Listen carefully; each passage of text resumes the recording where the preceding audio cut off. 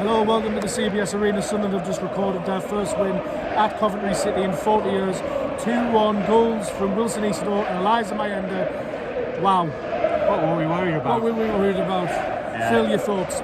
Yeah, I think the first thing to say is that I think a lot of credit to Lebris because he made two big calls today, and I'm not just saying it because Sunderland won the game. In the context of the whole game, they were the right ones. Dan Ballard was immense. That's one of the best individual Sunderland performances I've seen, not just this season but in a long time. How many long throws and corners did he head away? Absolutely outstanding. Coventry was so much more direct than I thought they were going to be, and whether Lebris anticipated that or what, I don't know, but Sunderland needed Ballard. And then he went with Mayenda and Isidore. It wasn't particularly attacking because they were both pretty much on the edge of their own box for much of the game, but it gave Sunderland a bit of counter-attacking threat, and hey, it wasn't pretty, but it was the right way to play, and they've got the rewards in the end. You probably can't hear us because a certain Mr. Kevin Phillips, who's on Sky Sports punditry duties, is getting serenaded by the Sunderland away end. It was a brilliant display in the second half, I thought, from Sunderland. Phil, they set up with a clear game plan. It clearly worked. It was to hit Coventry on the break, and they just executed it very calmly, very precisely. It's obviously not over. There's another 90 minutes to go, but it's advantage Sunderland. It's a long way from over, and we shouldn't underestimate Coventry. I think when there's a bit more space at the Stadium of Light, they've got a lot of players who can hurt you on the break. The game's a long way from over, I think that's clear. But I think, when you look at Coventry's home record of late, if you look at Sunderland's record of late, the way they approached it was spot on, really. It wasn't particularly pretty, but it was never going to be a game where they dominated the ball. And if you think back to what the performance they produced here in March, I mean, this was absolutely a world away from that. I thought the organisation, the discipline. At the end of the day, Coventry haven't had a lot of shots. It did feel nervy because the ball was just coming back into the box. But, Hadji Wright, I can't really remember having him a shot. So it's a long, long way from over. I actually think Coventry will be a real threat on the break. They'll come up. I think they've got nothing to lose now. There's a lot of work to be done. But in terms of just taking this 90 minutes, this was about taking something back to the Stadium of Light.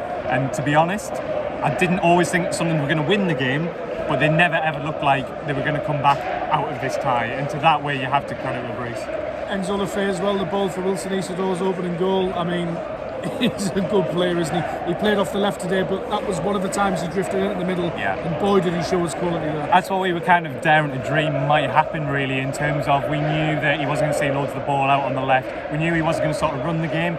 You're just hoping he gets that one opportunity to pick a pass, and he picked his moment brilliantly. And actually, although it was a defensive error for Mayenda's goal, obviously the back pass straight into his path, it was Lefebvre who did really well to get up the pitch. That was a Sunderland clearance. Lefebvre got up the pitch, put a bit of pressure on. I think that summed up something. I thought Patty Roberts on the other side doesn't look like a Spartan performance, but actually he got through so much running the sport trade game. Every player put the team first today, no matter what position they were in, and that's what we saw in the first half of the season. That togetherness and credit to something. They flicked the switch. Well, they didn't quite flick a switch, did they? Because it wasn't exactly like some of the most free-flowing football, and actually at times they struggled to build the counters in the way we used to. But in terms of the intensity and the organisation and togetherness, they certainly flicked that switch. A lot of way to go, but because it's been so long since we've won here, and some of the afternoons we've had here in recent years, we absolutely should enjoy it for sure. And this now becomes one of Sunderland's biggest games in recent memory, really, given the stakes, what's on the line, given it's the second leg of a playoff semi-final in the second tier. It's huge. It's a massive game, really. It's so strange, isn't it? Because we've been through this weird sort of almost purgatory period for about a month. All of a sudden, these huge games have just come round, and I think credit to Sunderland for kind of rising to the occasion and being ready for it. It was a special night tonight. Nothing's done. There's still an awful lot of work to do.